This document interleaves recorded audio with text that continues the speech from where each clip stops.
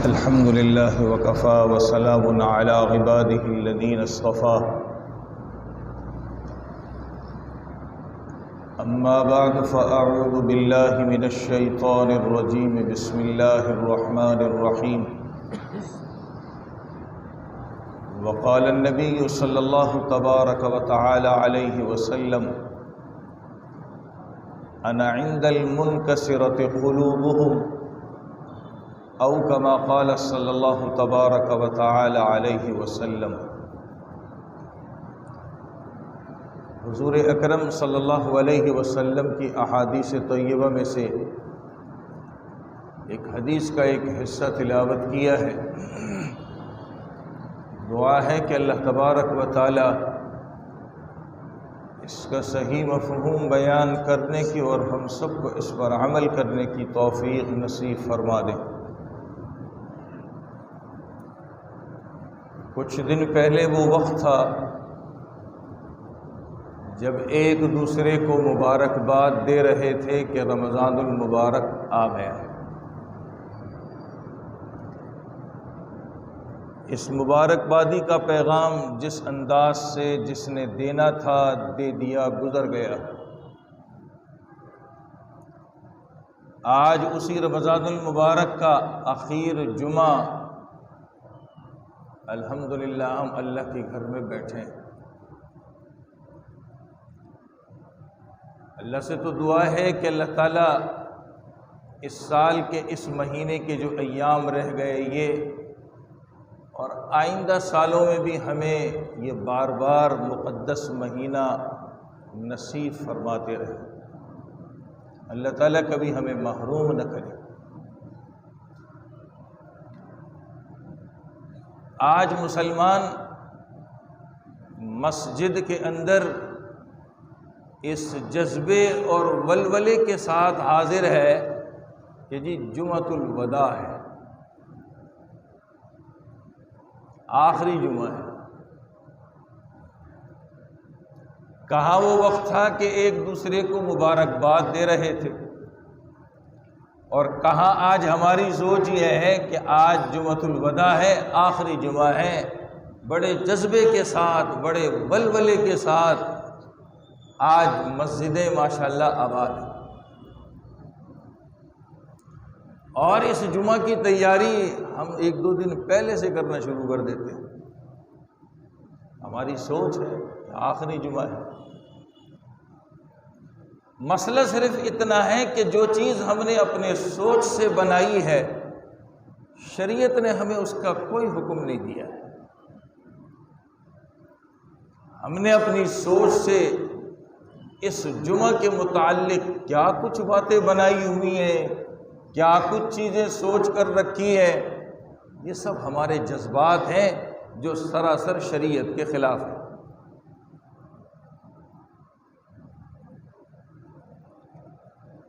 آج لوگوں کی سوچ یہ کہ جی آخری جمعہ ہے، اس کا روزہ رکھیں گے اور رکھا بھی ہوگا۔ سوچ یہ ہے کہ آخری جمعہ کا روزہ رکھ لیں گے تو پورے جمعہ کے روزوں کی طرف سے کافی ہو جائے گا۔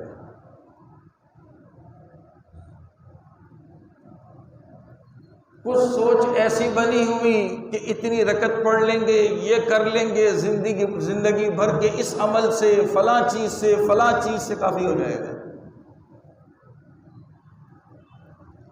کسی نے کچھ اور سوچ بنائی ہوئی ہے، کسی نے کچھ اور سوچ بنائی ہوئی ہے۔ غرض ہر آدمی اس آخری جمعہ کو اپنی سوچ اور لوگوں میں جو چیزیں مشہور ہیں اس کے مطابق گزارتا ہے۔ یہ شریعت کی منشا نہیں ہے، اللہ رسول کی چاہت والے کام یہ نہیں، یہ سب ہماری عقل سے ہو رہے ہیں اور اسے ہم کرتے جا رہے ہیں۔ کبھی کسی سے پوچھنے کی ہم کوشش بھی نہیں کرتے کہ یہ کام ٹھیک ہے یا غلط ہے۔ اور آج جو جمعۃ الوداع ہے تو ایسے ہماری زبان سے، ہماری سوچوں سے، ہمارے میسیجز سے ایک غم کا اظہار ہے کہ جی یہ آخری جمعہ اور یہ جا رہا ہے۔ او بھائی یہ تو آتا رہے گا، جب تک اللہ نے دنیا قائم رکھی ہے یہ تو آتا رہے گا۔ اپنے وقت پہ آتا ہے، اپنے وقت پہ چلا جاتا ہے۔ سوچنا یہ ہے کہ آئندہ جب یہ آئے گا ہم ہوں گے یا نہیں ہوں گے۔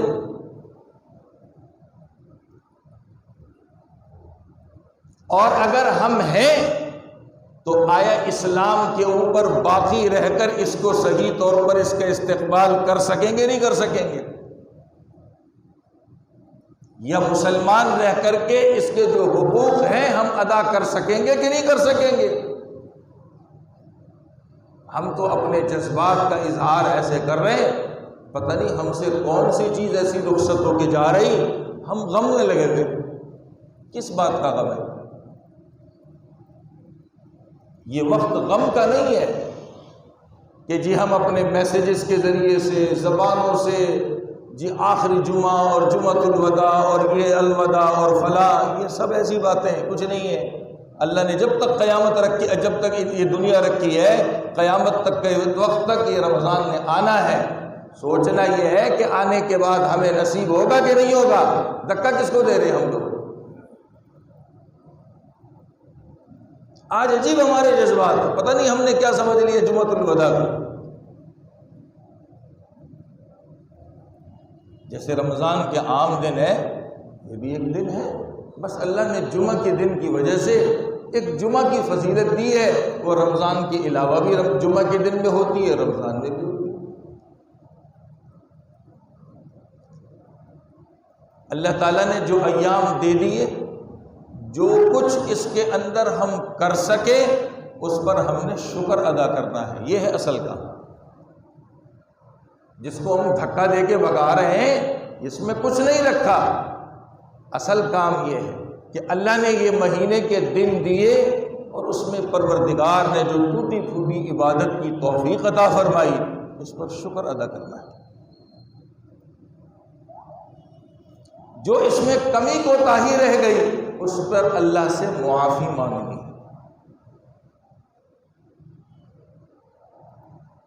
اور اپنے دل کے اندر ایک ندامت کی کیفیت ہو کہ اللہ نے ہمیں ایک اور موقع دیا تھا کہ ہم بن جاتے، سنور جاتے، اپنی زندگی کو بدل دیتے۔ اللہ نے ایسا مقدس مہمان ہمارے پاس بھیجا،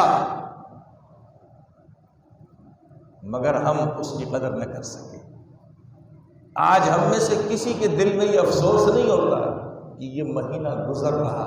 زبان سے لوگوں کو دکھانے کے لیے تو سب کچھ کرتے ہیں، میسیجز ضرور چلاتے ہیں، مگر ہمارے دل کے اندر اگر ندامت ہوتی، ہمارا دل افسوس کر رہا ہوتا کہ زندگی میں ایک مرتبہ پھر یہ مہینہ آ کر گیا، میں کچھ نہ کر سکا۔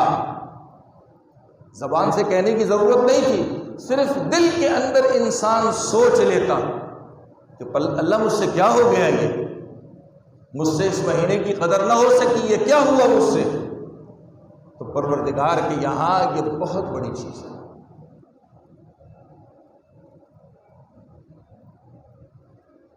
مگر ہم ایسا نہیں کرتے، ہم دیکھتے ہیں لوگوں میں فیشن کیا چل رہا ہے،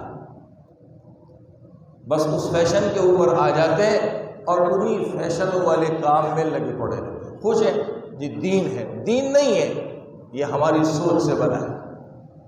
بہرحال عرض کرنے کی منشا یہ ہے کہ یہ مہینہ جب اس کا چاند طلوع ہوتا ہے تو یہ مسلمانوں پر، لوگوں پر سایہ کرتا ہے، اور جب شوال کا مہینے کا چاند طلوع ہوتا ہے تو یہ مسلمانوں سے رخصت ہو جاتا ہے۔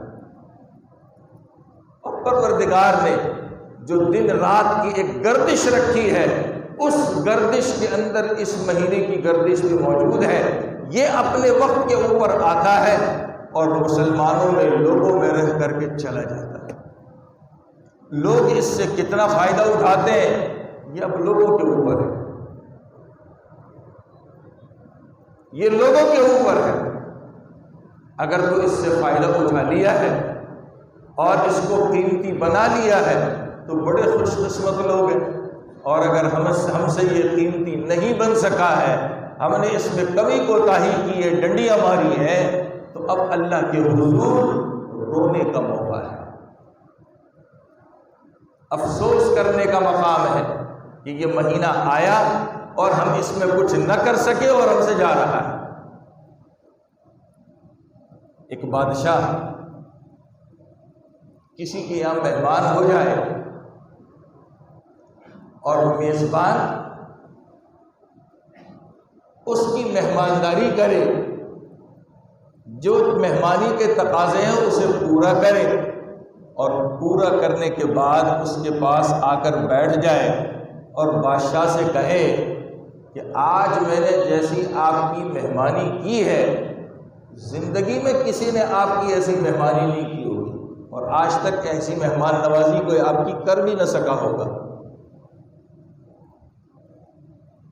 تو شاید بادشاہ جو ہے باوجود اس کے کہ اس میزبان نے اس کے سامنے بڑی اچھی اچھی چیزیں لا کے رکھی ہیں، مگر یہ جو اس کے جملے ہیں کہ میری جیسی مہمانی کسی نے آج تک کسی نے آپ کی نہیں کی ہوگی، نہ کوئی کر سکے گا، تو شاید وہ بادشاہ اس کا گلا پکڑ لے۔ یہ کیسی باتیں کر رہا ہے؟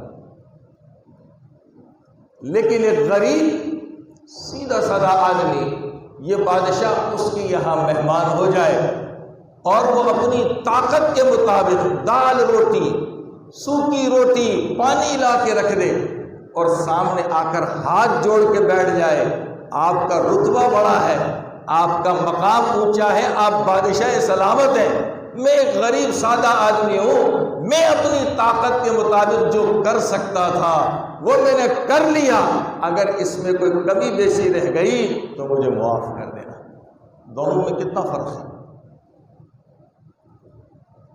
ایک کھانے میں اعلیٰ سے اعلیٰ چیز رکھے اور اپنے کارنامے کو جتا رہا ہے، میں نے ایسا کیا، ایسا کہیں نہ ملتا، اور دوسرا اپنی طاقت کے مطابق، اگر ہم سنیں تو ہنسی آئے، دال روٹی، سوکھی روٹی، پانی لا کے رکھے اور ہاتھ جوڑ کے بیٹھ جائے کہ آپ اتنے بڑے، میں کچھ نہ کر سکا، تو بادشاہ کو اس پر ترس آ جاتا ہے۔ بادشاہ کو اس کے اوپر ترس آ جاتا ہے، پھر وہ بھی سوچتا ہے کہ غریب آدمی ہے، یہ کیا مجھے کھلاتا، ہیرے جواہرات کھلاتا، وہ تو میرے پاس بہت ہے، پیسے کھلاتا، وہ بھی میرے پاس بہت ہے، جو اس کی طاقت تھی وہ طاقت کے مطابق اس نے میری میزبانی کی ہے، ہم اس پر خوش ہیں، شاید کہ بادشاہ خوش ہو کر کے اپنے دربار میں بھی اس کو بلا لے۔ بھئی یہی اللہ کا معاملہ ہے، یہی اللہ کا معاملہ ہے۔ اللہ تعالیٰ نے ہر عبادت کا بدلہ کسی نہ کسی کی ذمہ لگایا ہے، لیکن روزے کی باری، رمضان کی باری جب آتی ہے تو روزے کے متعلق فرمایا کہ اس کا بدلہ میں خود، الصوم لی وانا اجزی بہ، میں اس کا بدل، اس کا بدل میرے پاس ہے کیا کہ بندہ روزے رکھنے، نمازیں پڑھنے اور دیگر عبادات کرنے کے بعد اپنے دل کے اندر یہ کہہ دیتا ہے اللہ جو کچھ اس میں کرنا چاہیے تھا وہ میں نہ کر سکا، مجھے معاف کر دے، جو اس کا حق تھا وہ میں ادا نہ کر سکا، حالانکہ اس نے روزے بھی رکھے، تراویح بھی پڑھی ہے، اضافی عبادتیں بھی کی ہیں، مگر اس کے باوجود ہاتھ جوڑتا ہے کہ جو کرنا چاہیے تھا وہ میں نہ کر سکا۔ یہ اس غریب کی طرح ہے جو بادشاہ کو دال روٹی کھلاتا ہے، سوکھی روٹی اور پانی دیتا ہے اور ہاتھ جوڑ دیتا ہے کہ میری طاقت اتنی تھی وہ میں کر سکا۔ آج ہم نے یہ کام کرنا ہے، ہم تو اپنے عمل سے بتا رہے ہیں کہ اس مہینے سے ہم بڑے تنگ پڑے تھے، اب اس کو دھکا دے رہے، چلو، ایسا نہیں ہے، یہ تو اپنے وقت پہ آتا رہے گا، جب تک اللہ نے یہ نظام دنیا رکھی آتا رہے گا، اپنا کام کرتا رہے گا، ہم نے اس سے کتنا فائدہ اٹھایا اور ہم اس سے کیا کچھ کر سکیں یہ سوچنا ہم نے ہے۔ ایک روزہ تو یہ ہے جو رمضان کے چاند سے شروع ہو کر یہ 2-3 دن رہ گئے، شوال کے چاند تک رہے گا، یہ روزے ختم ہو جائے گا۔ لیکن ایک روزہ اور بھی ہے اس کی طرف ہمارا خیال نہیں جاتا۔ یہ روزہ جب آتا ہے تو پتہ ہے اس میں کھانا نہیں ہے، پینا نہیں ہے، منع ہے۔ جو چیزیں روزے کو روکتی ہیں، کھانا پینا، شہوتیں، یہ منع ہے، تو آدمی رک جاتا ہے۔ کیا سوچتا ہے میرا روزہ ہے، یہ روزے کے خلاف کام ہے، یہ روزے کے خلاف کام کروں گا تو روزہ ختم ہو جائے گا۔ ایک دوسرا روزہ بھی ہے جس کی طرف ہماری توجہ نہیں جاتی۔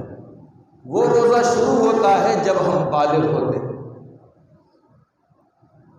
اور ختم اس وقت ہوتا ہے جب ہمارے جسم سے روح نکال لی جاتی ہے۔ اتنا لمبا روزہ ہے یہ روزہ۔ شروع اس وقت ہوتا ہے جب ہم بالغ ہوتے ہیں، اور ختم اس وقت ہوتا ہے جب ہمارے جسم سے روح نکال دی جاتی ہے۔ اس کو کہتے ہیں تکلیف کا روزہ۔ تکلیف کے روزے کا یہ مطلب نہیں کہ ہمارے کاندھے پر، ہمارے سر پر، ہمارے ہاتھوں میں بڑا بوجھ یا تکلیف دے دی۔ مکلف، اب بالغ ہو گئے ہو، جو کچھ کرو گے وہ لکھا جائے گا، پوچھا جائے گا۔ اس بالغ ہونے سے پہلے کا جو وقت تھا اس میں لکھا نہیں جاتا۔ نابالغ، اس کے بارے میں سوال نہیں ہوتا، لیکن بالغ ہونے کے بعد جو کچھ کرو گے اس کے بارے میں پوچھو گے، یہ لکھا بھی جائے گا۔ کبھی بیشی ہوگی تو جوتے بھی پڑیں گے، اور کام پورا کیا ہوگا تو پھر اللہ تعالیٰ بدل بھی دیں گے۔ اس میں کس چیز کا پرہیز ہوتا ہے؟ رمضان کے روزے میں کھانے سے، پینے سے، شہوتوں سے پرہیز ہے۔ اس میں ایک بہت بڑی چیز سے پرہیز ہے، اور وہ پرہیز ہے گناہ نہیں کرنا۔ بالغ ہو گئے اس وقت سے لے کر موت تک، یہ سب سے بڑا پرہیز یہ ہے کہ اب گناہ نہیں کرنا ہے۔ اب اگر گناہ کیا تو اللہ کی پکڑ آئے گی، اللہ تعالیٰ پکڑیں گے، پوچھیں گے۔ اس روزے کی طرف ہمارا دھیان نہیں جاتا، تو ہماری پوری زندگی ایک تکلیف کے روزے میں ہے۔ گناہوں سے بچنا ہے، اللہ کی کرنی ہے، جو اللہ نے حکم دیا ہے وہ کرنا ہے۔ اس نے بھی ایک پابندی لگائی ہے ہمارے اوپر کہ گناہ چھوڑنے، گناہ کرنے نہیں ہے۔ ابھی چاند دیکھ لیں گے عید کا، خوشی میں آ جائیں گے۔ جو 1 مہینے ہم نے پابندیاں کی تھی وہ سب ہم ایک رات میں اور ایک دن میں چھوڑنا شروع کر دیتے۔ اسی لیے میں نے یاد دلایا کہ یہ تو 1 مہینے کا روزہ تھا جو رمضان کے چاند سے شروع ہو کر شوال کے چاند پہ ختم ہو جاتا ہے، لیکن جو بالغ ہونے کے بعد سے شروع ہو کر موت تک باقی رہتا ہے اس کا کیا ہوگا؟ بھئی رمضان کا عام روزہ کوئی آدمی نہ رکھے تو بعد میں اس نے رکھنا ہے، رکھ کے توڑ دے اس کا کفارہ دینا ہے۔ لیکن یہ جو بالغ ہونے سے روزہ شروع ہوا ہے موت تک رہے گا، اس کو بچا کے بھی جانا ہے۔ کہیں ایسا نہ ہو کہ موت سے پہلے اسلام ہم سے چھوٹ جائے اور ہم مرتد بن جائیں۔ اسلام ہم سے چھوٹ جائے اور ہم مرتد بن جائیں، اسلام سے باہر ہو جائیں، اس کی حفاظت سب سے پہلے کرنی ہے۔ اس کا ہم نے کیا سامان کیا؟ اور آج تو ایمان کے، اسلام کے لٹیرے بیٹھے ہیں اور لوگوں کے ایمان کو چھیننے کے چکر میں، اور ہمارے اپنے ایمان کا حال یہ ہے کہ اتنا کمزور ہو گیا ہے، اتنا کمزور ہو گیا ہے۔ میں اکثر ایک بات کہا کرتا ہوں، شاید میں نے پہلے بھی یہاں کہی ہے، کہ ایک چوک پہ کھڑا ہو کر کے ایک آدمی کہے کہ میں نبی ہوں، اگلے چوک تک جائے گا 10-20 اس کے بھی ماننے والے ہوں گے۔ ہماری ایمان کی سطح اتنی کمزور ہے۔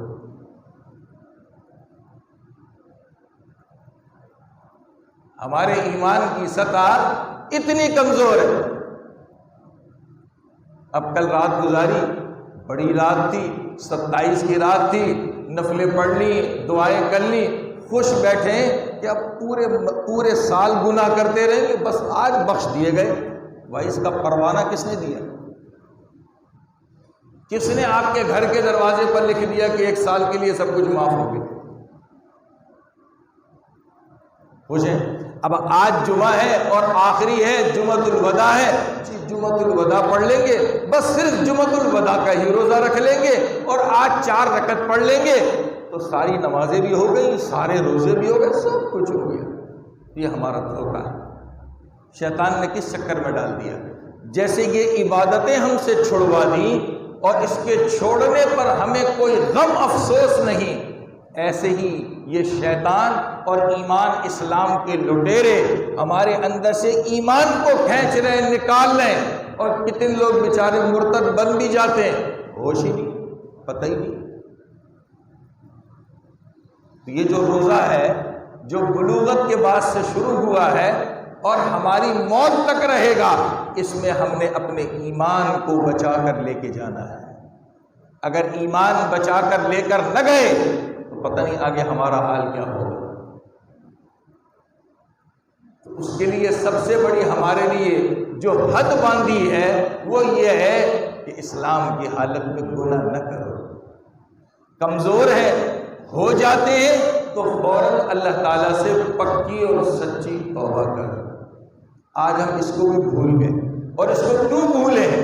اس وجہ سے بھولے جی ابھی عمر باقی ہے، کر لیں گے، ابھی جوان ہے، بڑھاپے میں کر لیں گے، اور اس لیے بھی گناہ کر لیتے ہیں کہ جی توبہ ہے نا، توبہ کر لیں گے۔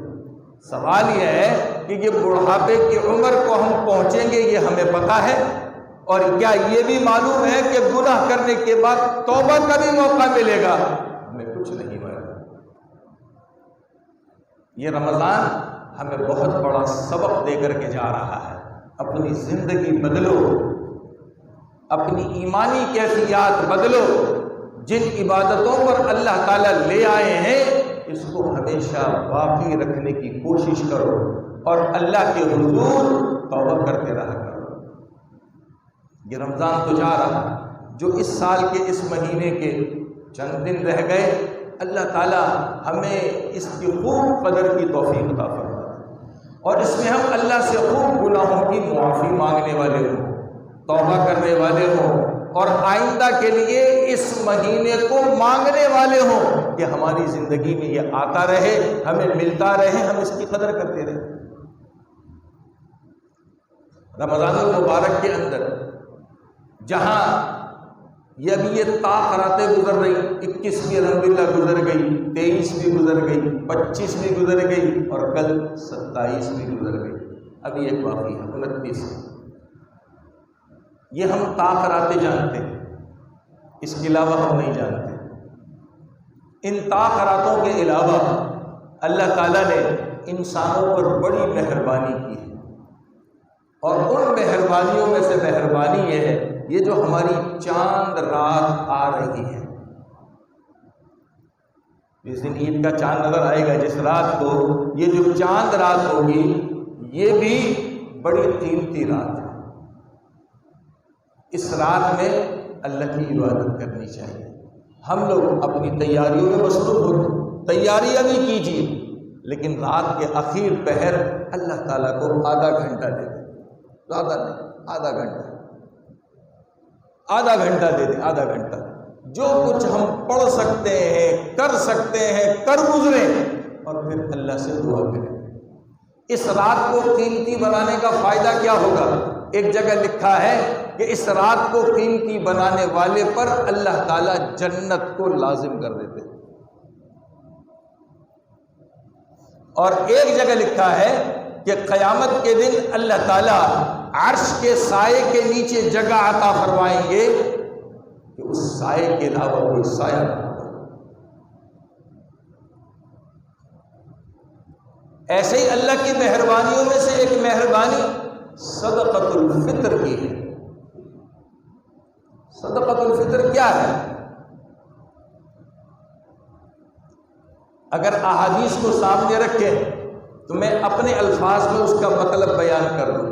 ایک مسلمان رمضان کا مہینہ روزے رکھتا ہے، اللہ کی عبادت کرتا ہے، مگر ہم جیسے کمزور لوگ نہ صحیح روزے رکھ سکتے ہیں نہ صحیح نماز پڑھ سکتے ہیں، اس میں کمی بیشی ضرور رہتی ہے۔ اور آج کل کی کمی بیشی ماشاءاللہ سب جانتے ہیں کہ روزے کی حالت میں ہم ٹائم پاس کیسے کرتے تھے، یہ مجھ سے زیادہ آپ سب جانتے ہیں، اور کیا کچھ اس میں کرتے رہے ہیں سب جانتے ہیں۔ یہ صدقۃ الفطر جو ہے اس کمی بیشی کو دھونے کا ذریعہ ہے۔ اللہ تعالیٰ نے کتنا آسان سا سودا ہمیں دیا ہے، 1 مہینے کے روزے اور پھر اس کے بعد صدقۃ الفطر کہ 30 روزوں کے اندر جو گناہوں کی وجہ سے کمی بیشی آئی ہے، اس صدقۃ الفطر سے اللہ تعالیٰ اس کو دھو دیتے ہیں۔ لیکن ہم بھی بڑی ظالم ہیں، ہم نے صدقۃ الفطر دینا یہ دیکھا ہے کہ سب سے تھوڑی رقم کس میں ہے۔ ظاہر بات ہے اللہ کے نبی کے زمانے سے صدقۃ الفطر میں دی جانے والی چیزیں 4 ہیں، گندم ہے، جو ہے، کشمش ہے اور کھجور ہے، اور ہر ایک کی قیمت میں فرق ہے۔ ہم نے دیکھا جی سب سے تھوڑی قیمت کس کی ہے، جی وہ گندم کی، وہ اس کو پکڑ لیا۔ بڑے ظالم لوگ ہیں ہم لوگ، اور اپنی ضرورت کے لیے کپڑے لینے اور کوئی چیز لینی ہے پھر برانڈ چاہیے اچھا سے اچھا، پتہ تو چلے بھائی نے کچھ پہنا ہے، بھائی کی کچھ واہ واہ ہو، بھائی کے چرچے ہو، تو اللہ کے یہاں چرچے نہیں کرا رہے۔ حضور اکرم صلی اللہ علیہ وسلم کے زمانے میں مدینہ منورہ میں اور مکہ مکرمہ میں گندم نہیں تھی، یہ شام سے لائی جاتی تھی، اور کتابوں میں لکھا ہے یہ مالدار لوگوں کے گھروں میں ہوتی تھی، غریب کے پاس نہیں ہوتی تھی، وہ جو کھاتے تھے۔ تو اللہ کے نبی نے صدقۃ الفطر اپنے زمانے کے اعتبار سے جو سب سے مہنگی چیز گندم تھی اس سے ادا کیا۔ آج اس کا الٹ ہے، ہمارے یہاں گندم موجود ہے اس لیے اس کی قیمت تھوڑی ہے، وافر مقدار میں پائی جاتی ہے۔ جو چیز تھوڑی ہے اس کی قیمت زیادہ ہے، اور اللہ نے ہمیں وسعت اور طاقت دی ہے، تو اب صدقۃ الفطر کے اندر جو ہے ہم بڑی قیمت ادا کریں۔ بڑے افسوس سے کہنا پڑتا ہے اچھے سے اچھے انسان اور وہ آدمی جو اپنے پاس طاقت رکھتا ہے وہ بھی آج گندم سے صدقۃ الفطر دے رہا ہے۔ اوپر بڑھ جاؤ، جو کی قیمت میں چلے جاؤ، جس کے پاس سرمایہ کم ہے، جس کے پاس اور سرمایہ ہے وہ کھجور میں چلا جائے، جس کو اللہ نے اور سرمایہ دیا ہے وہ آگے آخری درجہ کشمش کا ہے اس میں چلا جائے۔ جتنا زیادہ دیں گے اتنا ہمارا فائدہ ہے۔ ابھی تھوڑی دیر پہلے میں نے کہا کہ ہمارے روزوں کی عبادتوں کی کمی اس صدقۃ الفطر سے پوری کی جاتی ہے۔ صدقۃ الفطر ہمارے گھر کے ہر فرد پر لازم ہے، چھوٹا ہو یا بڑا ہو، بالغ ہو یا نابالغ ہو۔ بالغ اپنا صدقۃ الفطر خود ادا کرے، نابالغ کی طرف سے سرپرست ہے۔ لیکن ہمارے گھروں میں سرپرست جو ہوتے ہیں وہ بالغ کی طرف سے بھی دے دیتے ہیں، نابالغ کی طرف سے بھی دے دیتے ہیں، بہت اچھی بات ہے۔ یہ ہم نے عید سے پہلے دینا ہے، جتنا پہلے ادا کریں گے تو اتنا ہمارا فائدہ ہے، ہمارے گناہ اس سے دھلتے جائیں گے، اور ہمدردی جن کے ساتھ اس کے ذریعے کرنی ہے وہ ہوتی رہے گی۔ اس کے بعد عمل ہے عید کے دن کا۔ حضرت صلی اللہ علیہ وسلم کا معمول یہ ہوتا تھا کہ آپ عید کے لیے جلدی جایا کرتے اور عید جلدی پڑھا کرتے تھے۔ صبح اٹھ کر ہم نے سنت کے مطابق جو ہے غسل کرنا، اچھی طرح مسواک کرنی ہے، نئے کپڑے میسر ہیں تو اسے پہننا ہے، نہیں تو پرانے صاف ستھرے اچھی طرح کر کے اس کو پہننا، اور خوشبو لگانی، اور پھر جانا ہے نماز عید کے لیے۔ راستے میں آپ تکبیر آہستہ پڑھتے ہوئے جائیں، اللہ اکبر لا الہ الا اللہ واللہ اکبر، اللہ اکبر وللہ الحمد۔ پیدل جائیں، سواری پہ بھی جا سکتے ہیں، منع نہیں ہے، پیدل جانا اچھا ہے۔ ایک راستے سے جائیں، دوسرے راستے سے واپس آئیں، قیامت کے دن یہ دونوں راستے اس انسان کے حق میں گواہی دیں گے۔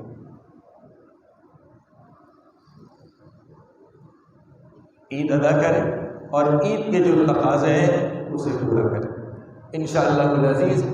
ہماری اس مسجد کے اندر بھی حسب معمول جیسے سالوں سے یہ طریقہ